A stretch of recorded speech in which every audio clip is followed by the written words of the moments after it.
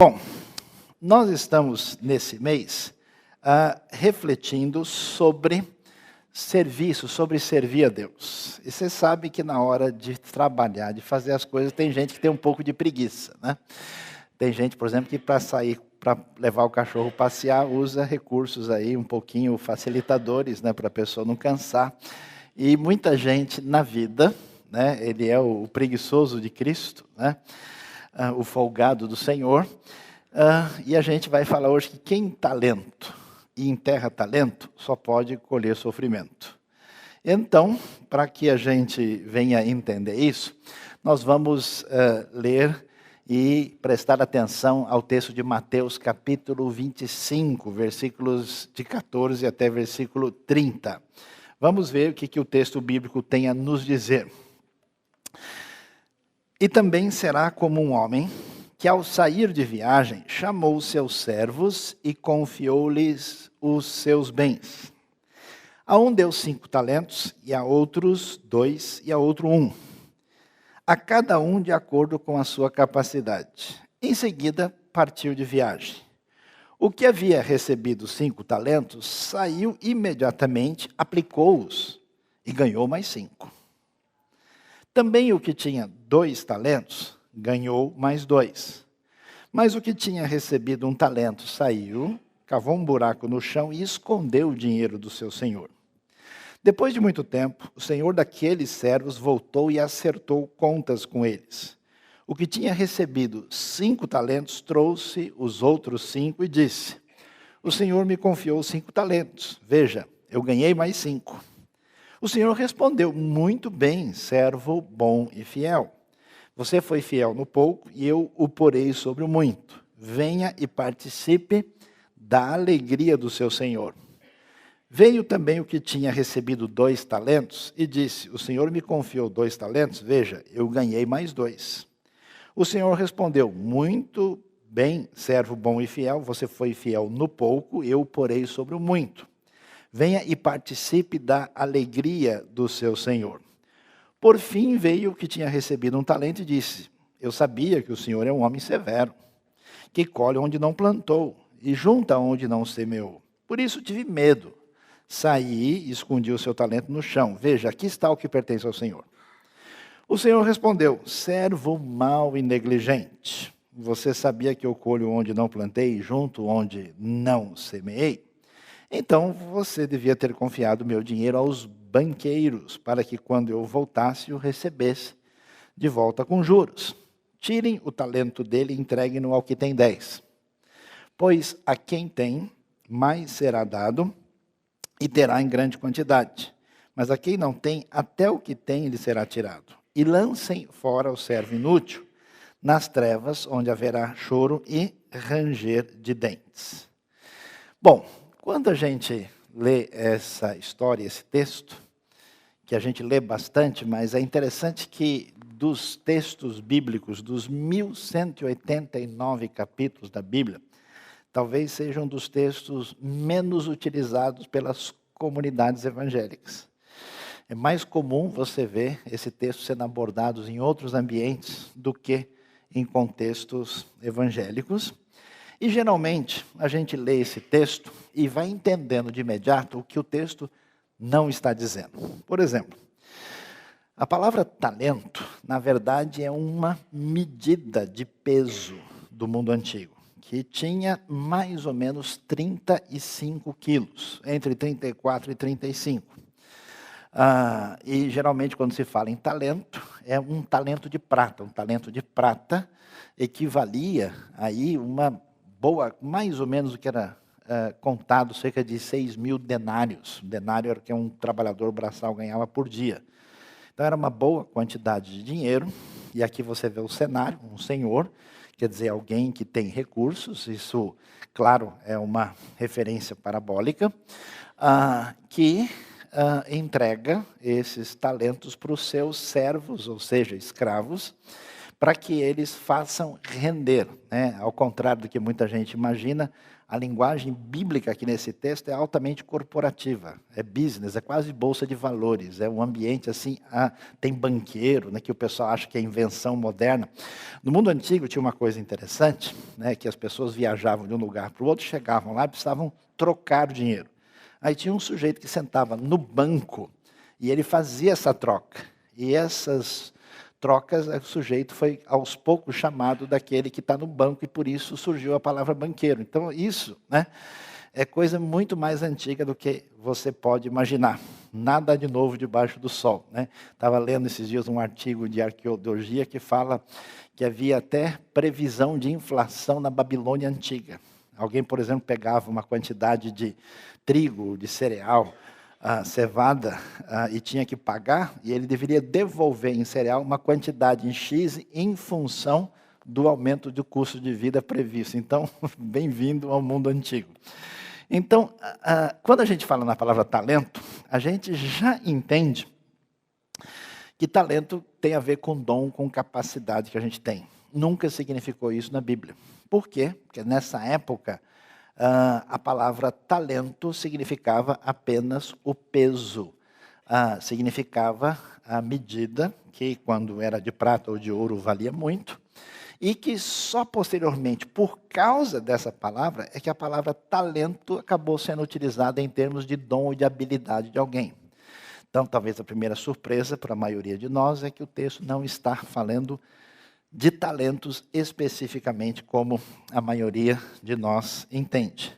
É necessário entender o que o texto quer dizer com talento, é necessário ver o que está em vista quando ele fala do Senhor e também dos servos que fazem parte do cenário do texto. Para entender isso, é necessário entender o Evangelho de Mateus. O Evangelho de Mateus tem uma direção muito clara. Os livros bíblicos foram produzidos com muita maestria, eu diria até com extrema perfeição, de organização, com uma finalidade muito nítida. Então, Mateus quer celebrar a chegada do rei, a chegada do Messias, e a ênfase principal é que o reino chegou e Jesus é apresentado como rei. Mas, ao mesmo tempo, a liderança religiosa da época de Jesus, especialmente uma parte dessa liderança, tem dificuldades de como é que Jesus apresenta o seu reino e como é que ele se apresenta como rei. Então, Mateus vai apresentar, em grande parte, essa situação de manifestação do reino, a chegada do rei, e como é que essa liderança religiosa não entende isso. E boa parte dos discursos de Jesus estão relacionados exatamente com esse pano de fundo de confrontação de uma visão de fé e espiritualidade que não corresponde nem ao que a Torá, a lei, os profetas e o próprio ensino dos evangelhos vai trazer. Então, olha como é bem organizado. Mateus divide os seus 28 capítulos da seguinte maneira: é um verdadeiro pavê. É um pavê delicioso, uma sobremesa literária bíblica à sua disposição. Bem-vindas à confeitaria da fé, né? Você tem uma narrativa que é seguida de um discurso. E Mateus tem a narrativa 1, 2, 3, 4, 5, 6. E no meio das narrativas tem 5 discursos específicos, que são os discursos que são nesse número em homenagem aos 5 livros da Torá do Pentateuco. Por quê? Porque Mateus quer mostrar que Jesus é o novo Moisés. E que agora nós temos aquele que na sequência da Torá, da lei, traz a palavra divina, assim como você tem os 10 mandamentos, as 10 palavras, você vai ter as bem-aventuranças. Você tem o Monte Sinai, você tem o Sermão do Monte, você tem os 5 livros da lei, você tem os 5 discursos. E os discursos são a justiça, o Sermão do Monte, né, que fala da justiça do rei, já que no ambiente judaico a discussão é como é que a gente pode praticar a justiça. Então, você olha como é direitinho organizado. Ó. A narrativa primeira de 1:4 combina com o final, onde o rei é apresentado e depois o rei recebe o julgamento dos homens, quando ele morre sob o Império Romano. Você tem a justiça do rei, que é paralela ao juízo que o rei vai trazer nos capítulos 23 a 25, que é paralelo do Sermão do Monte. Os milagres do rei, que autenticam quem é Jesus e como é que é o seu reino, eles são paralelos do momento em que o rei é celebrado, especialmente por grupos que a gente não imaginava que iriam celebrá-lo, como aparece em 19 a 22. Aí você tem a figura do discípulo no capítulo 10, paralelo à maneira como é que o discípulo deve agir no capítulo 18, e a narrativa 11, 12, 14 e 17, você tem oposição e rejeição. E o centro, o foco, que assim, o ponto, né, central do Evangelho aparece no capítulo 13, onde tem parábolas sobre como se deve entender o reino de Deus. Aí você tem a parábola lá do fermento, tem uma série de pequenas parábolas falando sobre o reino. Então, o que é interessante, importante a gente observar, que esse texto do capítulo 25 está falando do juízo que virá da parte do rei, e é um texto essencialmente escatológico, que fala da vinda do juízo. Porque esse rei que vem e não é entendido, é desprezado e não é compreendido por quem mais a gente imaginaria que iria compreendê-lo, esse rei é tão rei verdadeiramente que ele virá trazer o juízo e haverá separação daqueles que o receberam, daqueles que o rejeitaram. Olhando para isso, a gente então chega nos capítulos propriamente ditos, onde você vai ver a palavra dura de Jesus sobre os líderes religiosos no capítulo 23. Você vai ver, pode ver um discurso muito detalhado, especialmente sendo dirigido contra os escribas, pessoas que copiavam os manuscritos da lei, e os próprios líderes religiosos, especialmente no caso, os fariseus.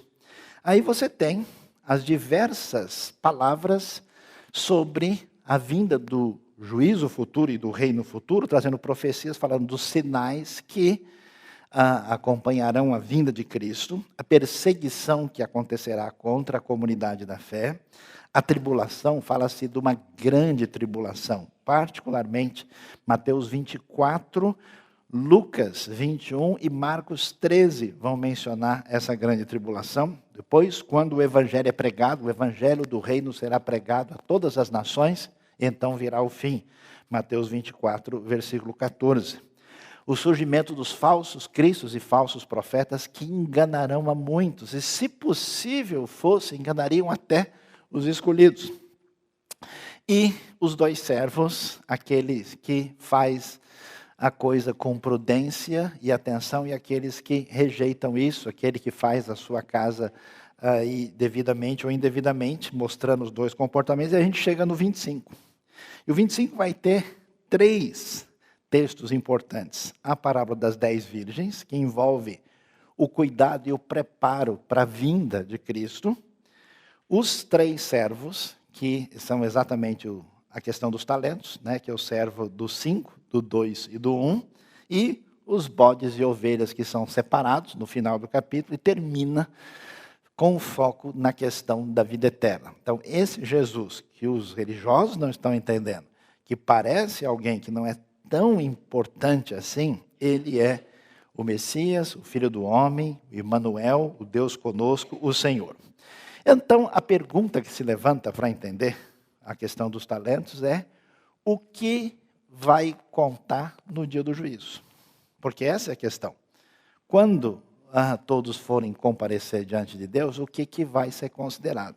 Quando a gente lê o texto, algumas pessoas ficam incomodadas, porque aqui os que estão trabalhando com esses talentos são chamados de servos. E há uma discussão interessante que as pessoas dizem: não, mas se eles são servos e eles têm talentos na mão, eles têm que ser cristãos convertidos, então esse texto não pode estar falando do juízo, mas está falando do galardão, do tribunal de Cristo, aquilo que nós encontramos em 1 Coríntios capítulo 3, de jeito nenhum.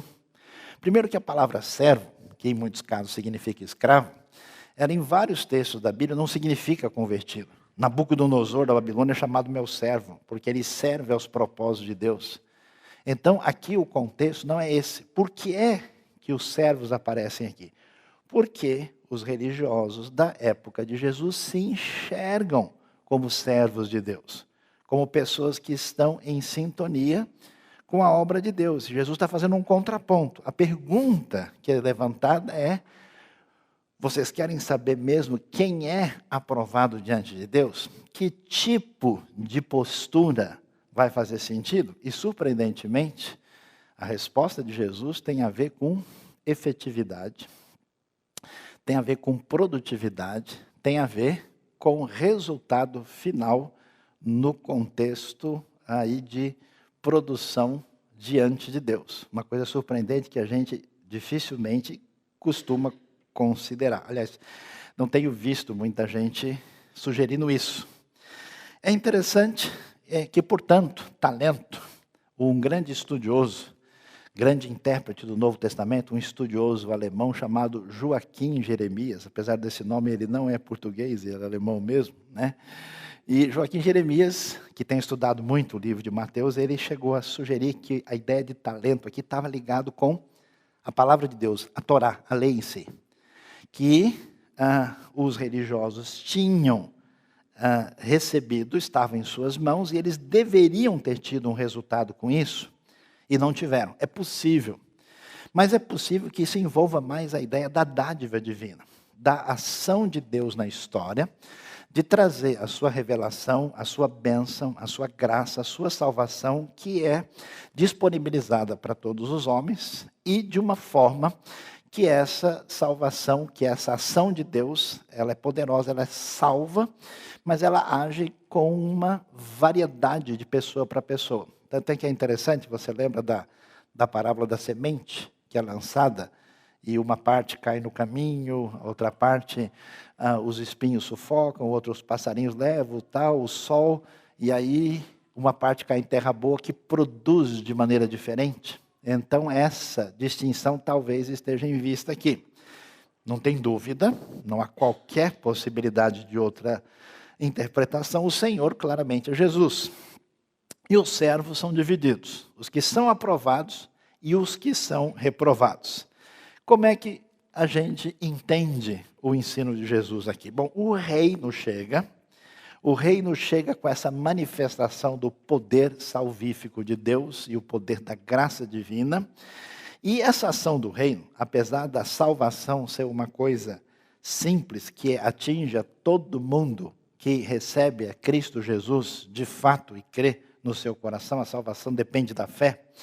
O resultado do desdobramento da salvação e da ação de Deus na vida das pessoas não é o mesmo sempre. Por isso, as responsabilidades e até os dons nesse processo dessa ação de Deus na nossa vida são distintos. Por isso o texto vai dizer que um recebe 5 talentos, tem uma quantidade de responsabilidade maior sobre a sua vida, outro recebe 2 e outro recebe 1. O verso 15 é muito nítido ao dizer isso, que a cada um de acordo com a sua capacidade. É interessante que às vezes a gente ouve isso e os nossos discursos modernos nos incomodam, né? Porque a gente tem um discurso predominante que quer tentar sugerir que todas as pessoas são iguais em todos os sentidos. Mas as pessoas não são iguais em todos os sentidos. Eu, quando estou de óculos, eu pego o ônibus, sem óculos o ônibus me pega. Há pessoas, né, que têm uma capacidade de visão melhor que a minha. E a maioria delas é assim. Eu descobri isso quando eu estava no primário já, que várias pessoas enxergavam a lousa e eu perguntava, onde é que é a classe mesmo? Né? Diante desse cenário, a gente vai ver que 2 coisas aparecem. Vale a fidelidade da pessoa em relação àquilo que Deus dispõe na sua vida, e vale a produtividade. E não se conta que a pessoa deve ter uma quantidade diferente daquilo que lhe é dispensado nessa ação dessa dádiva divina. Portanto, o reino chega agindo, e esses talentos colocados diante de nós são distintos. E o que se espera? Olha que coisa interessante, uma atitude produtiva. Muitos estudiosos têm tentado entender por que em vários momentos da história, em vários contextos sociais, de nações, de povos, a gente encontra situações onde você tem grande progresso, desenvolvimento, bem-estar. Em outros ambientes isso parece ser uma realidade impossível. E uma coisa que aos poucos as pessoas têm começado a perceber é que o pano de fundo bíblico, a visão de mundo da realidade que a Escritura nos apresenta, ela estabelece para a gente uma possibilidade de ter uma sociedade, aliás, em grande parte o que nós temos na nossa tradição ocidental de favorável e positivo, vem exatamente dessa perspectiva bíblica. Portanto, a exigência que estabelece é que essa ação poderosa de Deus, ela traz uma atitude de responsabilidade, que é uma atitude de produtividade. Que tipo de atitude o reino traz? Interessante, não traz de contemplação. Boa parte da espiritualidade mística do mundo, não quer dizer aqui que toda contemplação é negativa. Significa que quando a gente entende que a realidade do mundo espiritual é estranha ao mundo onde a gente está, ela não tem nada a ver com a realidade do nosso estudo, do nosso trabalho, da nossa profissão, da nossa família, a gente faz uma separação que faz com que a gente tente romper com a realidade, com o mundo, e dar uma relação de proximidade, de integração entre as duas coisas.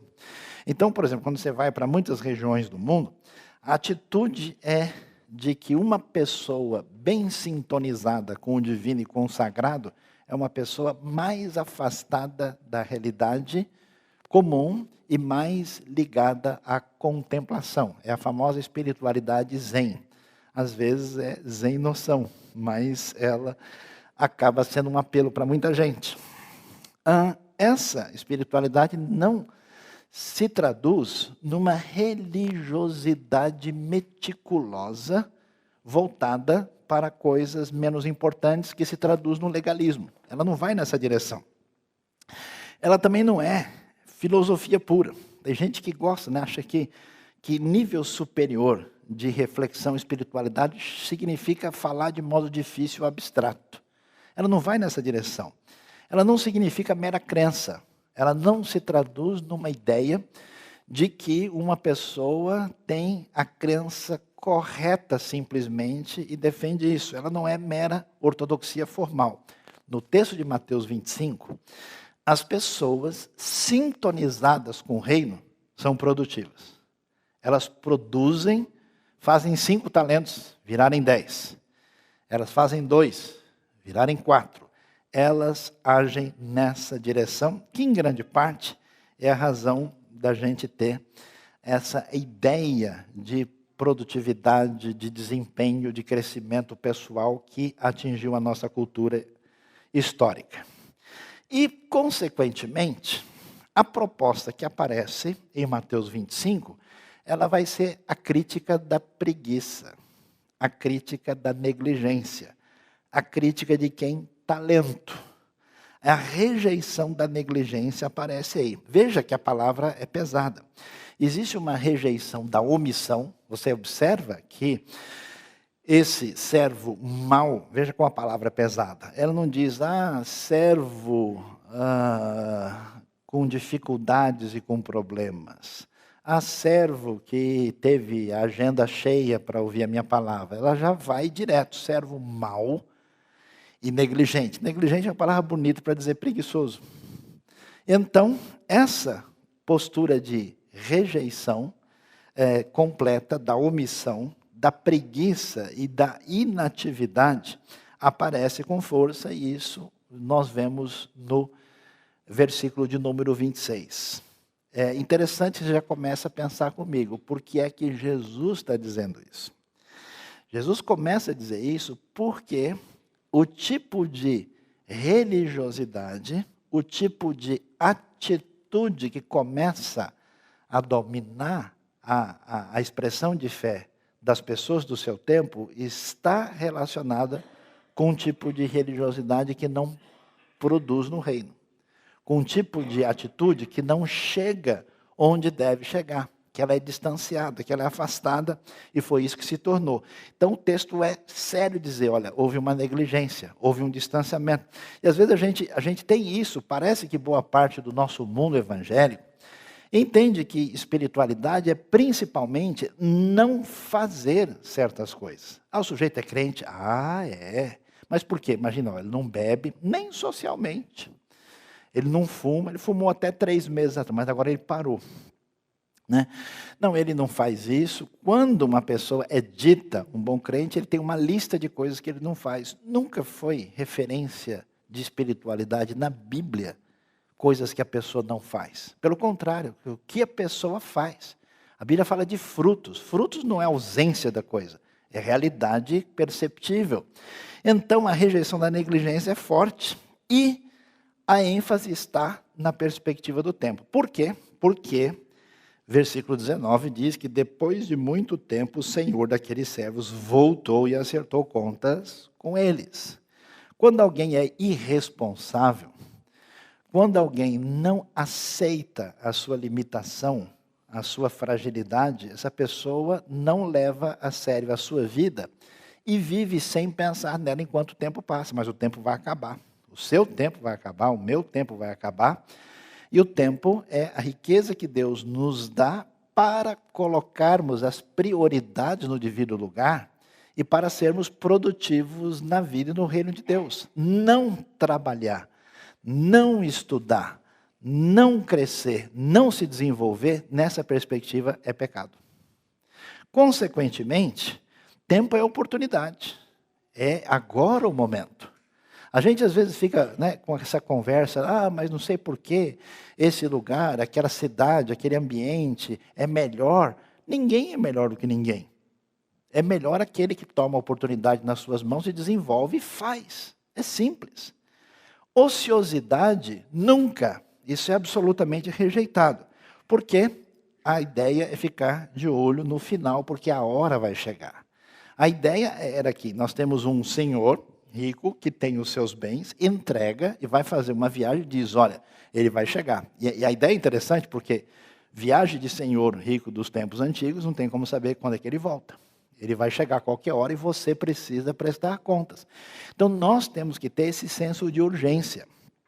Grande parte dos problemas do mundo, que a gente vê em quase todos os aspectos, eu acho que inclusive uma das crises que a gente tem no mundo hoje, geral, é essa falta de percepção da urgência das necessidades. Você vê, em quase todas as áreas do mundo hoje, uma série de serviços não funcionam porque as pessoas não estão nem aí porque estão fazendo. Não tem senso de urgência, não vê a urgência do tempo, não vê como esse tipo de alimento vai estragar, não vê como isso aqui pode se destruir, não vê como isso aqui pode se tornar um problema. Pessoas que ficam em fila de atendimento médico esperando quem está atendendo não tem urgência. O tempo está passando, nós temos que nos movimentar e fazer enquanto é possível. Então a perspectiva do tempo está aqui. Olha, o Senhor foi e vai voltar. Então preste atenção, a vida é uma e você precisa tratá-la adequadamente. E a maneira do texto lidar com isso é de juízo definitivo. É surpreendente porque a gente lê isso e fala, só porque o cara guardou o talento, ele vai se dar mal assim? Como? Será que é isso mesmo? Exatamente. É isso mesmo. O juízo do texto é definitivo. A ideia é, olha o versículo 30, quando fecha o texto, como ele é forte. E lancem fora o servo inútil, quer dizer, ele deveria servir, ele não serviu. Portanto, ele é chamado de inútil nas trevas onde haverá choro e ranger de dentes. Não tem como transformar essas trevas em coisa melhor. Em tribunal de Cristo, em céu, periferia do céu, né? Em ambiente mais light. Não, ele foi morar na Coab celestial porque ele não conseguiu produzir direito. Não. A ideia é que essas pessoas, de fato, representam aqueles que são cortados do reino. É uma vida perdida. A proposta do texto é que não tem retorno, a condenação final, e se a gente achou que o texto estava pesado, ele resolve pesar um pouco mais. O que tem é entregue ao que tem mais, e o que ele tem, até o que ele tem, lhe será tirado. Portanto, o foco é muito sério. Qual que é a ideia que a gente vai encontrar na contrapartida do que o texto nos apresenta? O servo fiel. Veja, as frases são muito fortes, Muito bem, servo bom e fiel. Essa palavra bom, lembra? Jesus chegam para ele, bom mestre, como assim bom? Não há ninguém bom. Então, usar nos evangelhos essa expressão bom para alguém é forte demais. Bom e fiel, porque correspondeu a essa atitude produtiva, a essa atitude empreendedora, a essa atitude de fé, essa atitude que corresponde à sintonia com o reino que chegou. Você foi fiel no pouco, ou seja, eu te dei só 5 talentos, eu o porei sobre o muito. Você passou no teste, você vai ser promovido na realidade do reino. E é interessante, venha e participe da alegria do seu Senhor. Que história é essa? Se nós estamos falando de servo, servo é escravo. Escravo não participa de nada que tenha a ver com o seu Senhor. O que está em vista aqui era a ideia desse senhor rico que chegava e depois de uma viagem, provavelmente bem sucedida, com uma série de elementos que tinha a ver com a razão de ser da sua viagem, ele era recebido e fazia uma festa. E você imagina, nessa festa, esses servos, no máximo, iam ficar de longe ouvindo a alegria, a música, ou quem sabe talvez fossem lá para servir. Agora não. Vocês vão participar da alegria do Senhor, vão ser convidados a fazer parte dessa festa, mesmo não tendo condições. É uma ideia de que a pessoa que está no reino, e que entra nesse reino na condição de servo, não será apenas servo, será participante. A ideia que aparece em Hebreus, nós nos tornamos participantes de Cristo.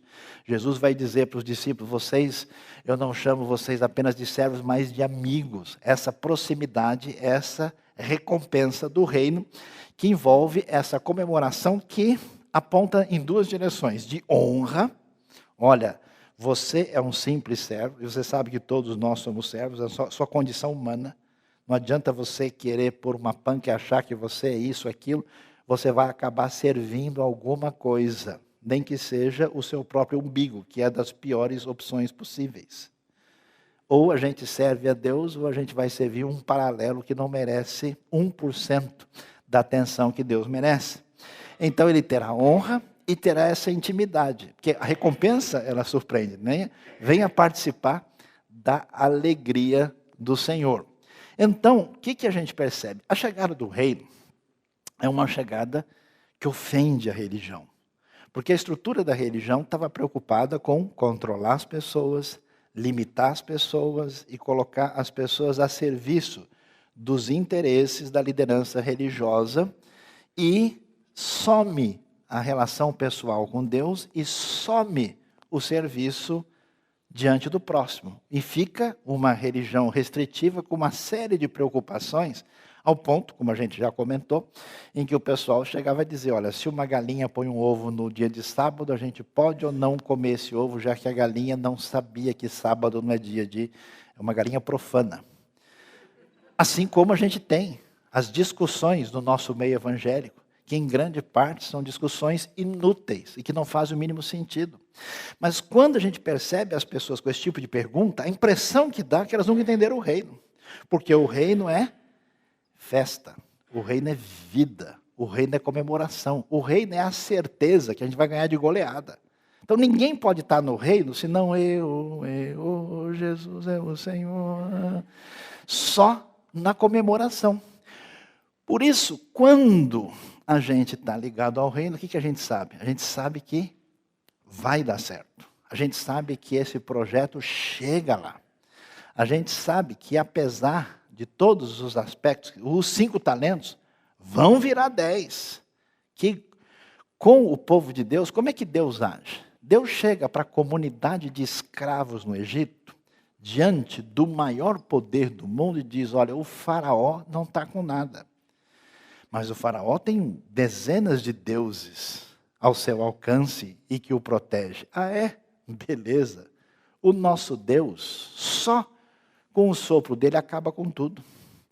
Então, as pragas do Egito é a vitória do Deus de Israel contra os deuses falsos do faraó. Por que o filho do faraó morre no final? Porque ele é o Deus mais importante. O faraó é uma divindade. E aí, como é que Deus faz? Eu vou facilitar a coisa para vocês ficarem mais tranquilos. Que nada. Eu vou deixar o faraó em calce de vocês. Né? Senão não dá filme, né? Não dá ibope, né? Deus pensou até no cinema futuro, que legal, né? Até nos efeitos especiais. Você vai ver como é que vai ser. E na hora de vamos ver, podemos ficar tranquilos e vai dar tudo certo? Vai dar tudo certo. Imagina Moisés, o cara que tem ficha no DP na delegacia, porque matou egípcio, que já abandonou, que já não tinha futuro nenhum, o cara diante do mar e a galera chegando. E aí Moisés, toca na água ou não toca? E se não abrir? E se abrir pela metade? E se o mar voltar? Ordena ao povo de Israel que marche. Ninguém faz nada se não crê e não tiver fé. E a fé é a certeza das coisas que não se veem. É a convicção. A nuvem escura de medo, de pavor, de desconfiança, de previsão da catástrofe que está na cabeça de muita gente, vem da sua profunda descrença de que Deus é o Senhor e o Rei do universo e o Rei da nossa vida. Podem fazer o que quiserem, ninguém será vencedor contra o reino de Deus. Por isso, quem tem confiança, fé, mete as caras e faz. Quem não tem, fica... não sei, de repente, né? E se chover? Vai que depois do sol seca a chuva e chove de novo. A graça é assim. Qual que é o problema? Onde é que está a chave da questão? Dessa improdutividade perversa, ociosa, preguiçosa, essa lentidão. Na teologia, o Deus que muita gente tem é pagão. É ídolo, é falso. Qual era o problema do homem? É a maneira como ele entendia o Senhor. O Senhor nem falou nada, ele já tem. Eu sei como o Senhor é severo. Imagina, o Senhor é o Senhor. Né? Eu sei como o Senhor. Muitas pessoas têm uma severidade de Deus na sua cabeça que está na sua cabeça. Tem a ver com a sua perturbação e não com a revelação de Deus. O Senhor Collor não plantou. Há uma acusação como se o Senhor fosse injusto. Como o Senhor é. Você não faz isso quando você é uma pessoa muito complicada, você vai fazer um negócio com ele, eu vou fazer o mínimo possível, senão vai dar BO aqui, vai dar problema. Então, olha, como Deus é exigente. Eu conheço várias pessoas que se afastam de Deus, da Bíblia, do conhecimento da palavra, porque eles têm uma imagem sobre Deus criada pela religião e não pela palavra de Deus. Eu nunca me esqueço de um rapaz traumatizado a vida toda. Você fala para ele, cara, esquece tudo, apaga, zera. Leia a Bíblia como se fosse um livro de literatura. Esquece tudo que você ouviu sobre Deus, religião, apaga, zero e lê de novo. Você vai ver, tem outra história aí no meio que você nunca viu. E é o que acontece. Deus colhe onde não plantou. É essa a ideia que ele vai ter do Senhor, junto onde não semeou. Então, assim, como Deus é nervoso e bate na gente sem razão, eu vou ficar na minha, vou cumprir o mínimo possível, vou ver se eu consigo pegar os meus doces na geladeira e a gente fica tudo aí. Loucura! A religião cria um falso Deus, um ídolo. O problema do servo inútil é o receio indevido que ele tem da sua relação com o seu Senhor. Por isso ele não faz nada. Interessante, a religião fora do reino, ela é destruidora. Tive medo. Quantas pessoas não fazem nada no reino porque eles têm medo? Medo de quê? Não sei. Essa é a resposta mais comum. Que beleza, entendi tudo. Medo de errar. Grande coisa. Você já viu alguém, ser humano, fazer alguma coisa diferente disso? Você deve errar até 983 vezes. Aí você para. Lógico que você vai errar. O que você é? Egocêntrico? Fica olhando para você, esperando ser uma pessoa completa, perfeita ou melhor? Nunca isso vai acontecer. Deixe de se enganar. Mas se eu errar, Deus vai cobrar de mim. Vai cobrar se você não fizer nada. Lógico, porque se você está sintonizado com essa graça que transborda, você precisa confiar. A nossa atitude diante de Deus é quase como de uma criança aprendendo a andar, que vê o pai diante de si. Você sente a perna tremer, você não vai lembrar da sua época, mas foi assim. Você tem que dar os passos, vai bambear, mas corre para o abraço do pai, para o abraço da mãe que você chega lá. Mas se eu cair, levanta. E se eu cair de novo, levanta de novo. Deus está interessado no bem-estar da sua vida e na sua vida como canal de bênção. Por isso, escondi o talento. Eu fico às vezes tão chateado, mas aborrecido. Eu conheço tanta gente que você percebe seu potencial, a sua capacidade, mas tem uma trava espiritual na sua vida. Onde ele fica esperando alguém puxá-lo, onde ele acha que as coisas vão acontecer quando ele se tornar uma pessoa melhor, ou quando ele entrar nisso que a gente criou, né? Entrar numa condição clerical, ele passar a receber algum nome sagrado para ele poder fazer alguma coisa. É uma loucura. Toma o que é teu, Senhor. Está aí, ó, devolvi. Eu fiz. Né? Eu conheço muita gente que você conversa, a pessoa conversa com você no seguinte tom: ó, qual é o mínimo que eu tenho que fazer diante de Deus para não levar chumbo? Se eu aparecer na igreja 2 vezes por mês e ler o Salmo 23, dá para passar? Deus passa com 5,1? Se eu tirar 4,9, tem recuperação? Como é que funciona isso? E é interessante, a atitude de quem vive refém da sua fragilidade, do seu medo, porque acredita em si mesmo. Quando você acredita em si mesmo, é lógico que você vai ser refém do medo. Quem crê em Deus não olha a força do vento. Quem crê no Senhor não está nem aí para o mar vermelho. Quem tem esperança e fé não tem nenhum receio, porque a confiança está em Deus e não em você mesmo. Portanto, o que acontece? Essa pessoa é incoerente. Então, se é verdade que você acha mesmo que eu sou tão severo assim, no mínimo devia ter dado talento para os banqueiros, para que pelo menos rendesse alguma coisa. Mas você é tão maluco que enterrou para me devolver o negócio agora desatualizado. Nem coerência você não teve. Por isso é interessante, preste atenção. Jesus está dizendo que o caminho legalista que os líderes religiosos do seu tempo levaram, transformaram a fé em algo estéril e negativo. O que acontece quando alguém é estéril e negativo? Essa pessoa tem medo, essa pessoa se fecha, essa pessoa é crítica e julga demais, e essa pessoa não faz nada. Como é que é a força do reino? A força do reino é: já ganhamos, nós vamos chegar lá. É interessante que a produtividade aqui é doideira. Como assim colocou 5 e ganhou mais 5? Vocês conhecem algum investimento que está dando esse valor aí? O que está rendendo? Cadê a galera do mercado, da bolsa? O que está dando 100%? A produtividade é 100%, é total. Então, é uma atitude diferente. Eu acho tão impressionante. Eu tenho visto gente, pessoal, que é de chorar. A história de uma irmã nossa, que pegou para criar 50 e poucos órfãos na sua casa e foi sustentado por Deus. Eu conheci gente que abriu um desafio de lidar com recuperação de drogados. Eu fui lá, eu falei lá. Eles não tinham nenhum recurso para prover nada. Funcionavam na dependência de Deus. E era tão assustador o negócio, porque eles estavam recuperando pessoas viciadas. E às vezes eles não tinham comida. O supermercado da cidade batia e falava: tem uma sobra de verdura que não dá para a gente guardar para amanhã, então vocês por acaso não precisam? Várias vezes. Eu tenho visto gente sem nenhum potencial, sem nenhuma condição do ponto de vista humano, fazer coisas impressionantes. Sabe por quê? Porque estão atingidos pela graça de Deus, pelo poder da vida que vem de Cristo. Isso é tão forte que essa pessoa diz: olha, eu vou conseguir.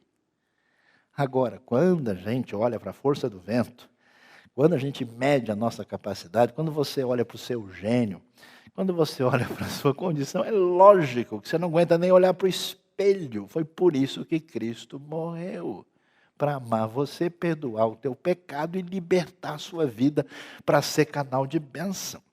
Por isso, o tipo de religiosidade se tornou esterilidade negativa. Mas quem está no reino é só de 5 para 10.